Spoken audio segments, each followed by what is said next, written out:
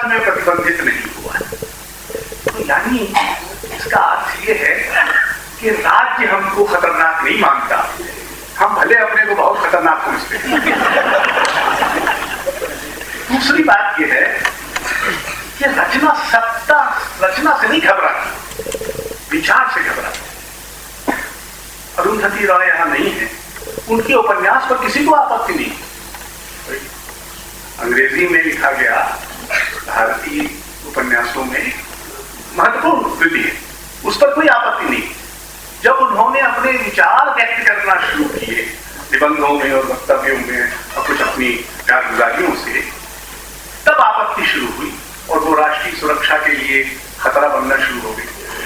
लेकिन उपन्यास के कारण नहीं, बल्कि हमारा राज्य, आप जानते हैं आप चतुर सुजान है। ये कई बार शक होता है कि आप इतने चतुर सुजान हैं कि मैं इतना चतुर सुजान, कि आपको बार बार चतुर सुजान कहने की जरूरत पड़े। तब राज्य कमजोर पड़ रहा है। इसका अर्थ ये नहीं है कि राज्य को एक केंद्रीकृत शक्ति के रूप में पुनः स्थापित करने की जरूरत है, लेकिन जिसका अर्थ ये जरूर है कि राज्य बहुत सारे दबावों में वो खुद तो सहनशील है, लेकिन बहुत सारे उसे उकसाने वाले तत्व पैदा हो गए हैं, शक्तियां पैदा हो गई हैं, जिनकी भावनाएं आहत हो गई हैं। अब एक नया चोचला पैदा हुआ है जो बहुत ही प्रभावशाली है। उनको किसी ने नियुक्त नहीं किया है, वो स्वयं नियुक्त हैं, सेल्फ एम्प्लॉयड हैं। उनका काम ही हुड़दंग करना है और इसके लिए किसी को नियुक्ति की जरूरत नहीं है। लेकिन शायद वो कुछ राजनीतिक दलों के हुड़दंगीय हरावल दस्ते भी, कम से कम कुछ तो नहीं उनमें से। मसलन मैं मैंगलोर गया था तो वहां पिछले दिनों कोई श्री राम जाने क्या सभा का नाम था, इसमें पब में अगर लड़कियां रात को देर से हों तो वगैरह, फिर अक्सर बिना पढ़े या संदर्भ से काट कर उसको लेकर, मतलब सलमान रश्दी के उपन्यास को अधिकांश मुसलमानों ने नहीं पढ़ा, अधिकांश भारतीयों ने भी नहीं पढ़ा। अच्छा उपन्यास है, बुरा उपन्यास है, कम से कम वो एक गंभीर लेखक है, उनके उपन्यास को पढ़े ना। एक बार इसको टेलीविजन पे भी एक साहब से बहस हुई, जिनसे मैंने बार बार पूछा कि आपने उपन्यास पढ़ा है? उनका नहीं, मैंने नहीं पढ़ा, मैं नहीं पढ़ूंगा। ऐसे अपढ़ या कम पढ़ या न पढ़ लोग राज्य को विवश कर सकते। फिर एक सांप्रदायिक धौंस है, हम जाट हैं, हम फलाने मुसलमान हैं, हम हिंदू हैं, हम राजपूत हैं, पता जाने क्या क्या हैं। वो तो देखा जाए तो भारत में 4600 से अधिक सामाजिक समुदाय हैं समाज शास्त्रीय दृष्टि से। तो हर समुदाय की भावनाएं आहत हो सकती हैं। अब लिखते समय हमको ये ध्यान रखना होगा कि अपनी भावनाओं को आहत करने के अलावा किसी लेखक को किसी और की भावनाओं को आहत करने का अधिकार नहीं। पूरा जाने संपादक आहत हो जाए, प्रकाशक आहत हो जाए, आलोचक तो आहत ही आहत रहते हैं। तो ये जो आहत भावनाओं का एक बड़ा भारी परिसर बन गया है, ये इसको मीडिया का भी बहुत समर्थन रहा। आप जरा इस तरह का कोई हुड़दंग कर दीजिए तो आप मीडिया पे आ जाए, आप कोई दिक्कत नहीं होगी। आप मुझे चिट देना चाह रहे हैं? मैं गुड लेंथ बॉलर हूं, आप जहां कहें वहां खत्म कर दें।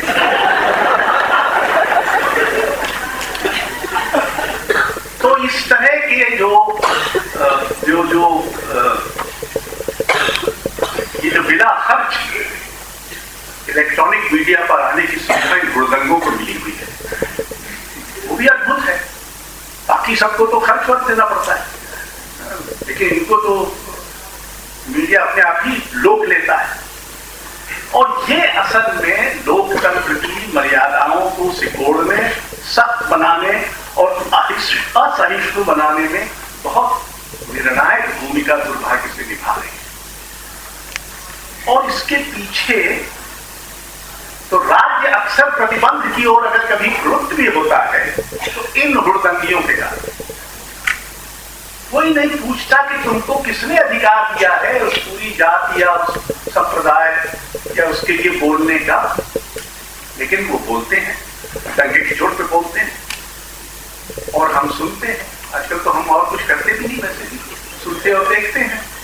उठ बैठ के सामने सुबह से शाम तक बैठ के सारा विचार भी अब दूसरे ही करते हैं।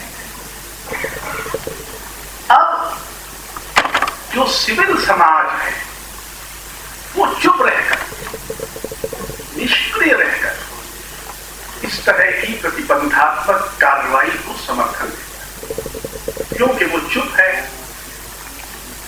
10 हुड़दंगे मिलकर किसी भी संप्रदाय के का प्रतिनिधित्व करते हैं, उस संप्रदाय के बाकी लोग चुप रहते हैं।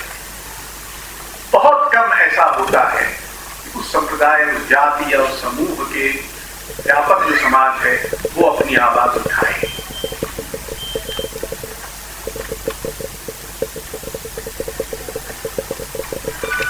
एक सवाल ये भी है कि हमारी जो बौद्धिक और स्वायत्त संस्थाएं हैं इनकी क्या भूमिका है।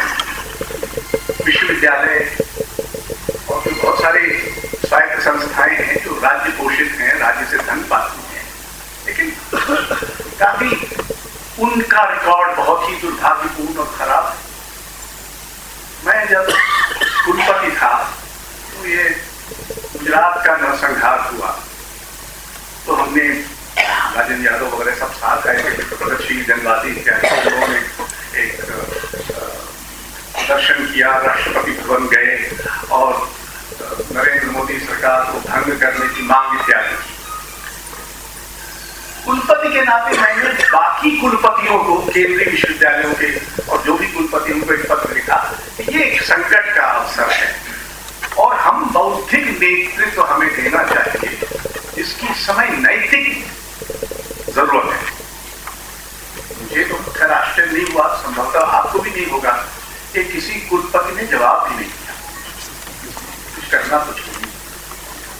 अब आप अगर देखें, अभी चेन्नई विश्वविद्यालय में एक घटना जहां एक कोई इस्लामी विदुषी थी, उनको व्याख्यान देना था और चूंकि वहां के पुलिस ने कह दिया कि कानून व्यवस्था को कुछ खतरा होगा, उनका व्याख्यान रद्द कर दिया गया। सौभाग्य से वहां के कोई हाजी या मौलवी ने इसका विरोध किया है और कहा है कि नहीं, उनको व्याख्यान देने। ये हालत है चेन्नई जैसे पुराने प्रतिष्ठित विश्वविद्यालय में। कालीकट विश्वविद्यालय में एक कविता थी, कोई कौन सा अमेरिकी ससुराल जेल है, जिसमें जो लोग भुगत रहे थे सजा, उसके लोग कविता उस कोर्स में शामिल थे, उसको निकाल दिया कि कविता हो सकती है कि अच्छी ना हो। हमारे यहाँ भी आगे स्वतंत्रता संग्राम में जो बड़े बड़े कवि थे, उनसे बड़े कवि तो छायावादी निकले। हालांकि बेचारे जेल नहीं गए कभी, निराला गए, ना पंत गए, ना प्रसाद गए, लेकिन उस कविता को रखने का जो औचित्य था, अकादमिक औचित्य था कि हमको ये जानना चाहिए कि ऐसे जेल में बंद एक व्यक्ति की काव्यात्मक अभिव्यक्ति क्या है, लेकिन उसको हटा दिया गया। दिल्ली विश्वविद्यालय में आपको याद ही होगा कि A.K. रामानुजन का निबंध हटा दिया गया। इसलिए हटा दिया गया कि उसमें रामायण के कई संस्करण थे और अकादमिक काउंसिल ने पास किया, हुड़दंगियों के दबाव में किया, लेकिन किया तो अकादमिक परिषद ने। NCERT की मैं एक समिति में मैं भी था, इसमें प्रेमचंद और धूमिल ऐसे 4 लेखकों पर आपत्तियां उठाई गई। हम लोगों ने एक समिति विशेषज्ञ समिति ने आपत्ति उठाई और ये उसको हमसे नहीं छापा, क्योंकि इनके अपने क्योंकि इनको लगा ये कोई बात नहीं है तो होते ही है। एनसीईआरटी में अभी कोई एक पुस्तक थी जिसमें लिखा हुआ है वॉन्डरिंग सेंट मीरा। तो राजपूत सभा ने इस पर आपत्ति की कि वॉन्डरिंग सेंट कहना इस राजपूत रमणी का अपमान है, तो वो वॉन्डरिंग शब्द हटा दिया। ये एक बहुत ही विचित्र किस्म की, बड़ौदा विश्वविद्यालय में कोई प्रदर्शनी चल रही थी, उस समय डीन थे शिवजी पणिक्कर, जो बहुत प्रसिद्ध कला इतिहासकार है, उनको निलंबित कर दिया, वहां से हटना पड़ा। आजकल वो यहाँ दिल्ली के अंबेडकर विश्वविद्यालय में हैं और वहां के इतने बड़े शैक्षिक समुदाय ने इस पर क्यों नहीं की। तो हम ये दोष दूसरों पर लगाने के पहले राज्य नहीं कर रहा, राज्य के अलावा समाज क्या कर रहा है ये भी देखने की जरूरत है, और उन संस्थाओं में क्या हो रहा है जिनको स्वायत्तता और स्वतंत्रता प्राप्त है।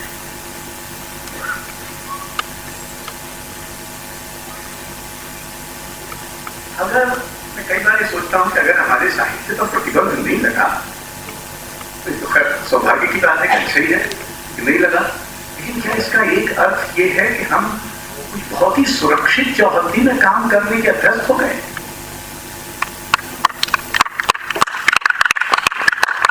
तो एक आंतरिक सेंसर की बात, और ये बात की थी उधर 7वें दशक और 6ठे दशक के अंत पर, एक अभ्यंतरीकरण हो सकता है, हम कर लेते हैं अपने मन में, ये नहीं करना है।